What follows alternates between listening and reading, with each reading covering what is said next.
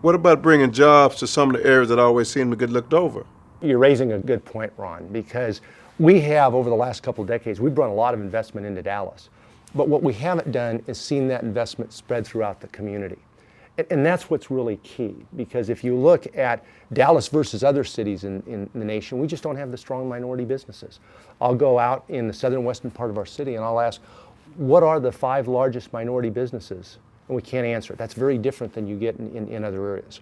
What we really need to do is create the strong, viable businesses that are going to create the pillar, the foundation in those areas of our city. And why it's as important is it's no different than a family or a business.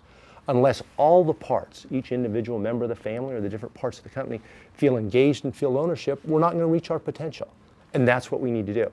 I think I bring a unique perspective because my company over the last couple of years did over $1 billion worth of minority and women-based enterprises. And our perspective was not just to do the contracts, it was to build strong businesses. Now, I've been working over the last 6 months or so with a group in the southern sector, and we're working with the Black Contractors Association, the Hispanic Contractors Association, to make sure that that investment comes in.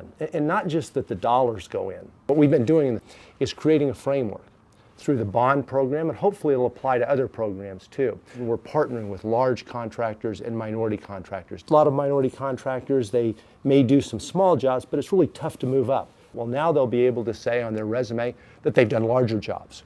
We're creating capital pools, so all of a sudden capital is more accessible to the small minority contractors.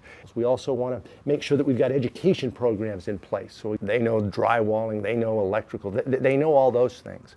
But some of the businesses just don't have the business administration skills, just how do you collect on money, how do you do the accounting systems, all those sorts of things. So to those firms that need it, we want to have education programs that are in place. Education programs that allow them to not only be successful today, but have the skills to be able to grow the business so that they can be successful into the future. So if we do these sorts of things, we're going to be in the position of creating strong, viable businesses that all of a sudden not only going to create jobs, but they're also going to give back to the community. That's how we're going to build a stronger environment in the southern and the western part of our city. And then we're going to have a lot stronger city.